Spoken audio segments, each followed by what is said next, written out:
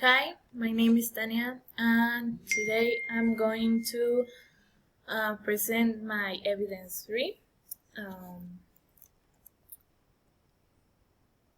First, I'm going to talk about the important events of the 20th century. First, the Berlin War, that was officially called the Anti-Fascist Protection Wall by the German Democratic Socialist Republic, or RDA, was erected on 13 August 1961 by the Soviet bloc,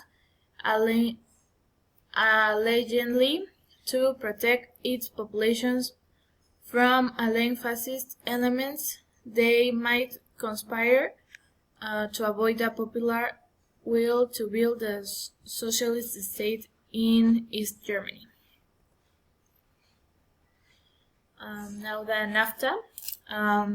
In 1994, the North American Free Trade Agreement, again NAFTA, came into effect, creating one of the world's largest free trade zones, laying the foundations from strong economic ground, racist prosperity from Canada, United States, and Mexico.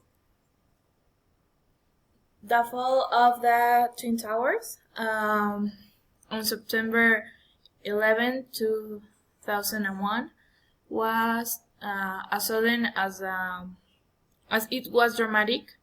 The complete destruction of such massive buildings shocked nearly everyone. Immediately afterward, and even today, there is widespread speculation that the buildings were structurally deficient, and that the steel columns melted, or that the fire suppression equipment failed to operate. In order to separate the fact from the fiction, we have attempted to quantify various details of the collapse. Now, Barack Obama presidency. I love this man. I really love him, and I admire him too much. On November 4, 2008, Senator Barack Obama of Illinois was elected President of the United States over Senator John McCain of Arizona. He became the 44th president and the first African American to be elected to that office. He was subsequently elected to a second term over former Massachusetts Governor Mitt Romney.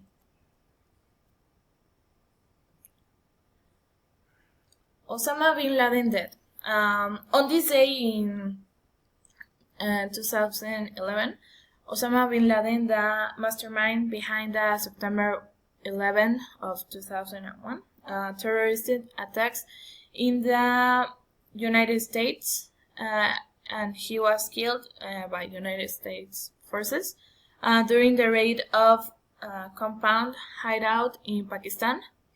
The notorious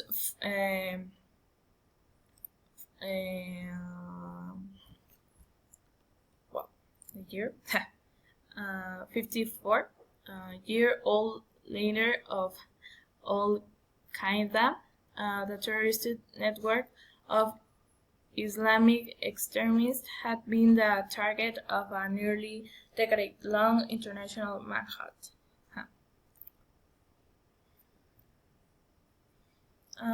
Here are the descriptions of globalization, terrorism, unipolar world, and digital era.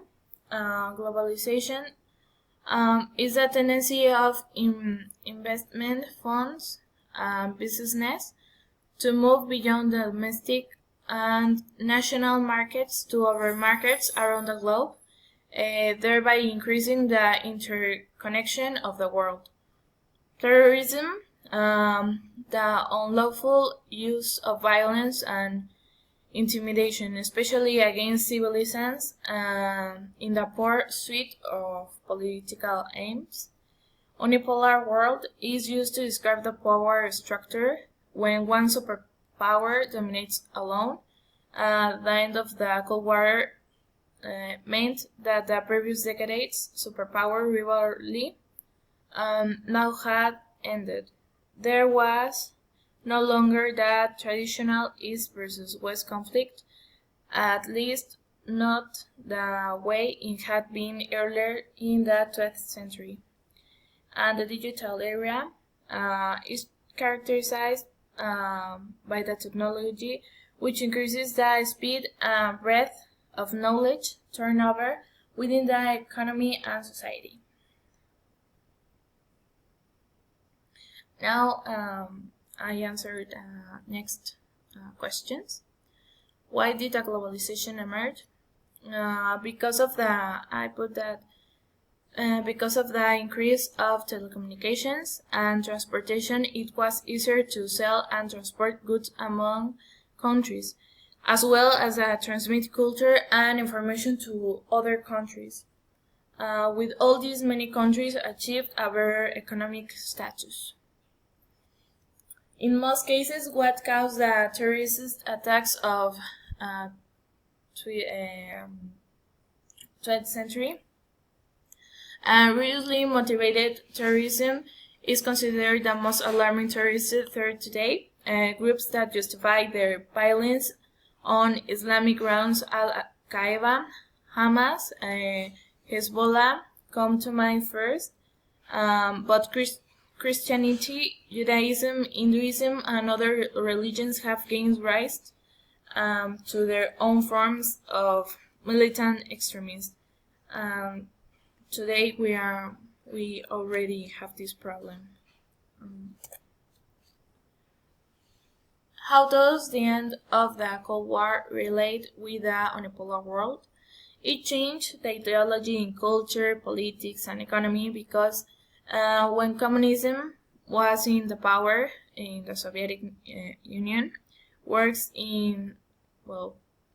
had worked in the dictatorship, and when Gorbachev makes change in the government, all the allied countries that were in the Soviet Union and the socialism or the communism power, they become capitalism.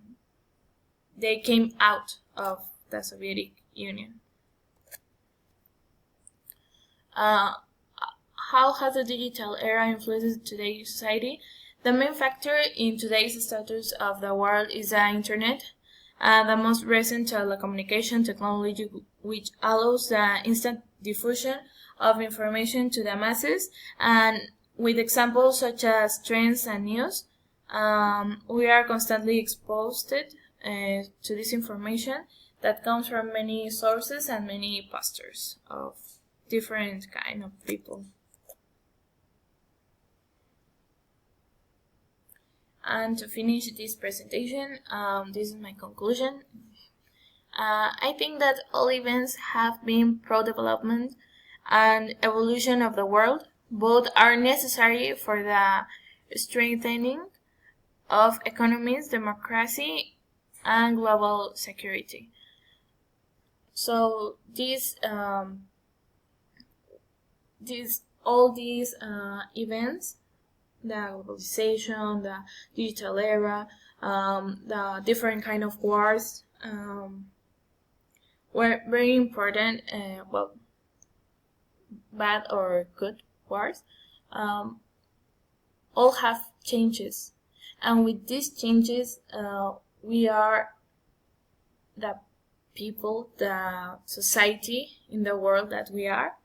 And we think,